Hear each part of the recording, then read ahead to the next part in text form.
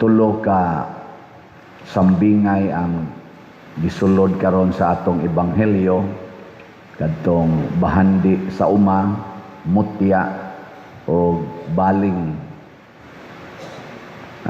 Doon na ni sila relasyon, pwede sa nagtagsa-tagsaon, pero ato na lang ning himuong kausa atong pamalandong 3 in 1. Ang resulta gyud kung makaplagan na nato ang bahandi or ang mutya, ang resulta gyud ay ato yung ibaligya ang tanan. Pasabot kung ato nang makaplagan ang gingharian sa langit, ato yung biyaan ang tanan. Pasabot ana, ang tao gid ang tinuod nga nagsunod sa Ginoo din agyod mawili sa bisan unsa dinhis kalibutan. Sige, lingyay mong tupad ing nawili pa kas mga premyo nga wa kakadaog. Nawili mo sa inyong raffle ticket nga wa gyud makadaog. Awa kayo. Oy, ako first time in my life nakadaog kog duha ka consolation prize. Pag 15,000 niya kay wa naman ko mawili, ako la sa tong ihatag sa atong simbahan. Naasay ni text kagabi nga ngatong Remy man tingalito kay nahibaw mas Remy nga siya usa siya nakadaog online parishioner, nakadaog siya 100,000 gitiksan dayng Remy nya niingon anha lang nas parokya Rem.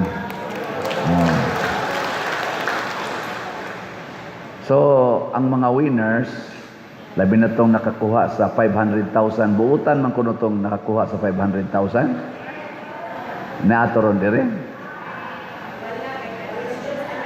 Wa di kuno dire kay graduation sa anak. Usa siya si kisa to? Engineer Gina.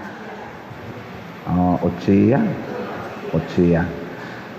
Sige sa kuno nagsimba din ambot kagiya ba sa kang biyaan ang tanan. Pero lahi man akong nakit-an dias plaza, ang tanang basura gibiyaan.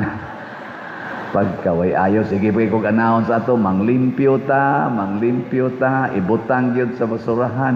Kita no, ang atong biyaan, ang basura. Dili ang tanan. So, mao na mga igsoon, unsa may gikinahanglan nato, aron makaplaga nato ang gingharian sa langit, o matudluan ta, nga mobiya sa tanan nga dili related sa gingharian sa langit. Mao nang matud pas unang pagbasa si Solomon or Salomon ba ni or Solomon depende lang unsa inyong naandan, si King Solomon ba anak man ni Hari David, batan-on pa kay siya nga gihatagan sa gingharian. Dako kayo ang gingharian nga gibilin siyang papa nga si David. Ang iyang gipangayo, Lord, di ko kamaong muhandol ani, tagai ko kaalam, wisdom. Ug nalipay ang Ginoo kay ang wisdom manggod bisag di ka mo eskwela naa nato. Kana bang kamao kang mopili unsay maayo nya kamao sa kang mulikay unsay dautan. Mo nay wisdom. Ang knowledge dili kay siya epektibo kay ang knowledge usahay tan-aw nimo murag maayo nya dili di ay. Pare anang kamao kang mo gamit og pills, kanang pills ba, or kamao kang mo gamit og kondom, knowledge man na. Kamao kang mo gamit og ayude, unsa man na siya, maayo na o dili? Murag maayo, murag sag dili. Kay pananglitan og pare og madre mo gamit og kondom, maayo na dili? Maayo. Maayo na para nilang duha, pero dili maayo sa relasyon sa ilang matang sa kinabuhi. Ano bang knowledge na, pero wisdom lahi Kay ang wisdom, mauman ang will of God, ang atong mahibawan, the will of God, ang kabubuton sa Ginoo. Pareha na kung masakit ka, naaman kay knowledge, palit kag tambal, palit kag maintenance, niya magkinahanglan din kag kwarta. Knowledge na. Pero ang wisdom, kanang mahibaw ka nganong nasakit ka, ug unsa may gustos Ginoo ni anang imong sakit. Ano ba? Nilingya imong tupad. Ingna, nahibaw kag nganong ingon ana imong naong. Di ko naman, ingna ba yan? Nahibaw ba ka, unsay gustos Ginoo, nganong inana imong naong? Ang ato karong naas gobyerno, apil naming ni asimbahan, nahibaw gyud ka sila, nganong gibutang sila pagka-presidente, pagka-legislator, pagka-judiciary, pagka-appointed nga mga executives, kanang nahibaw ka sila. Unsay gustos Ginoo nganong gibutang sila diha. Mao na ang resulta, basta dili kita mo gamit og kaalam, dili nato madiskubre ang gingharian sa Dios sa atong kinabuhi. Ug unsa may nahitabo sa dihang nakaplagan niya ang kadtong perlas, kadtong bahandi, ang gibutang gid diri, nalipay kaayo siya. Kana bitang mubiya kas tanan tungod sa imong kalipay. Mao nay wisdom, nalipay kay siya. Karon sila nangawat og trillions kanang atong naas gobyerno kay ilang paminaw tungod kay sila nay galingkod og nagkontrol sa atong panudlanan sa nasod. Kaya nila nga tigumon, kuhaon ang tanang kwarta nga gusto nilang kuhaon. Kaya nila nga gunitan ang tanang gahom nga gusto nilang gunitan. Unya mao kuno nay makalipay nila. Pero unsa may resulta karon? Sila wa malipay, kita sa duwa malipay. Ana. Si King Solomon sa dihang gisunod niya ang Ginoo kanunay, purti niyang lipaya, purti sang lipayas mga tao ug nilambo ug maayo ang iyang gingharian. Ana. Mananglitan ron kadtong niaging pasalamat nga gahapon wa giuwan hasta ni adtong pagprosesyon nato. Kinsay nakakuyog sa prosesyon ta sa ngamot. Oh, joter kay. Kinsay nakaapil sa atong baryo pista gahapon diri Loyo ta sa ngamot. Joter sad kayo. Wa mo ka discovery sa gingharian. Dito ra mo sa inyong balay. Ang atong prosesyon niabot to og mga 2 hours and 15 minutes. Nya wa gid ta giuwan. Ang ato sang kalihukan gahapon nagsugod ta paghuman gid sa alas 4 nga misa ni Archbishop Palma, mga alas 5:45 dito na ta sa Loyo sugod. Nakasugod ta hapit na alas 7. Nya way lingkuranan. Nya ang resulta nangabot sang lingkuranan nga wala sa teganang mulingkod. Auto nga naay mga lapses, tawag na to lapses, pero malipayon kay ta dito sa Loyo.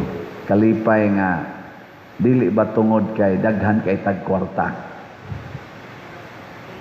So do nagi kalipay basta ang atong gisunod ang kabubutos Ginoo. Pero niadtong pizza 23, grabe kayong uwan. Pero waman to kaabot uwan na og 2 hours. Naaraman to sa mga almost 1 hour. Pero ang baha, perting baha. Dili lang din sa dool sa ato, sa Cebu. Ubang mga lugar, baha. O kini mao ni resulta sa ilang pagkuha sa budget sa flood control. Nga wa gyud mahimo ang mga dagkong mga flood control nga tinuod og mga dagko nga mga drainages nga tinuod. Pero ang budget na release, pero ghost project kasagaran niya ang uban substandard. Karon nangaguba na, wa nay control. Flood na lay nahibilin, wa nay control. Flood control man unta to. Nangalibon ang atong mga umakaron sa mga probinsya, sa mga bukid, nganuman kay gikuha sa nila ang budget sa farm to market roads.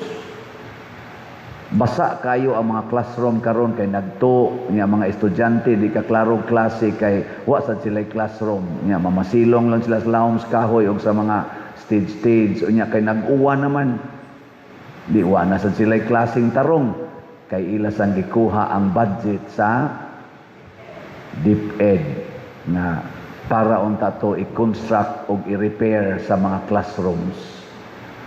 Mga igsoon, knowledge ang ilang gigamit pagkawat sa mga kwarta sa atong nasod.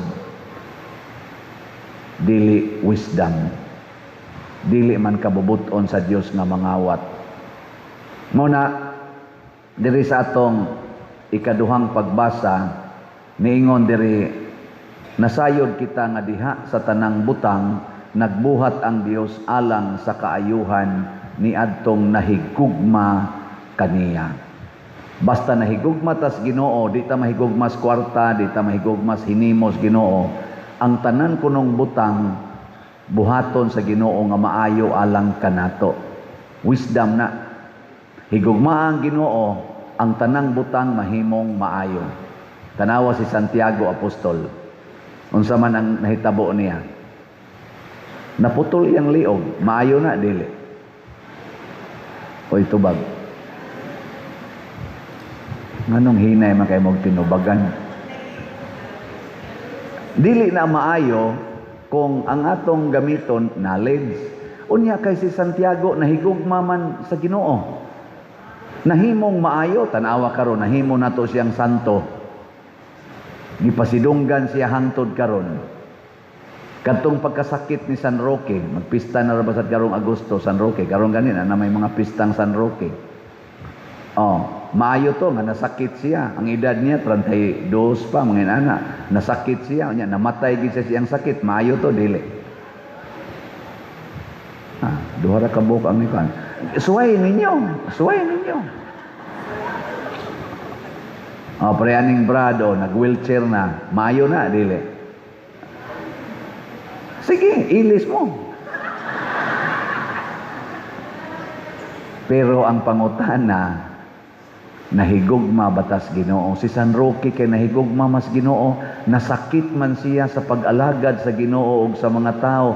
Lami kitong iyang paminaw ato. Nindot kaayo.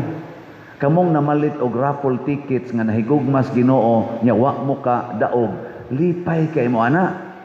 Nya kadto sang namalit og raffle ticket, nya nakadaog nya nahigugmas Ginoo, di gyud mo claim sa prices, inyo ra nang ihatag sa simbahan kay lipay kayo mo.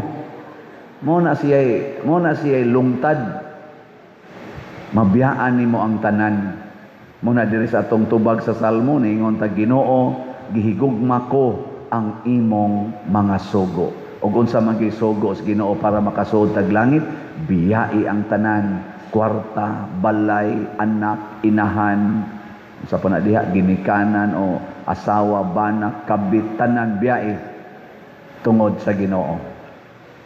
Mao na karon isip atong pasalamat kay Thanksgiving Sunday maro sa atong parokya, wa tay informal offerings kanang sibot.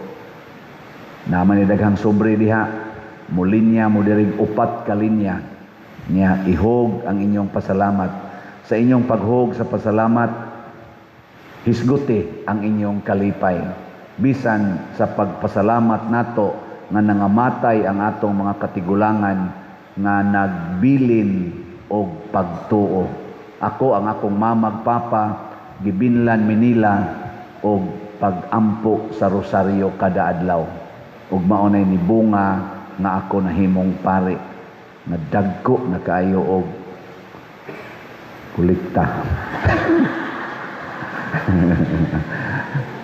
Kita sad Pasalamat sa tas Ginoo nga gibinlan tag pagtuo 163 years na ang atong parokya.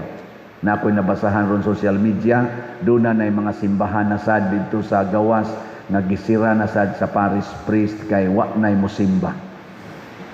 Nasay uban ng kulbaan na kay wa na kunoy mga batan-on nga mosimba, pulos mga tiwasonon.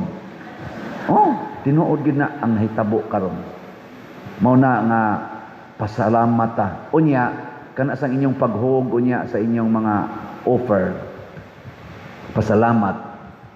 Commitment sa nato nga ato sang ibilin ang nindot nga timaan sa pagtuo ngadto sa sunod nga generation. Dili ang pagkakawatan, dili ang pagkahingwarta, dili ang pamulitika, kung dili ang paghigugmaay nga matod pa sa ato dihang tema Santiago Apostol, giya sa pagpaminaw alang sa kahiusahan sa simbahan. Kanaunta maghiusa ta ba?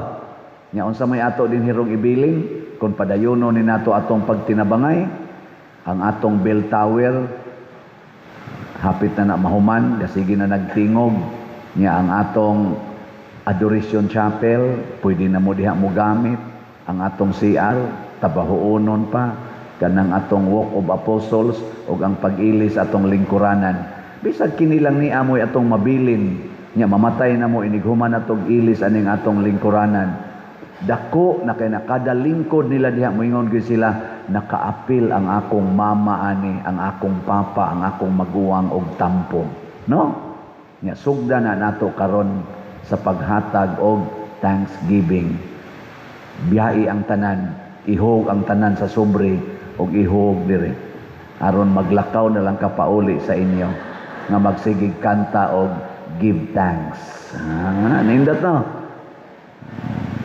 Okay, klaro. Sige na, nindog na ta.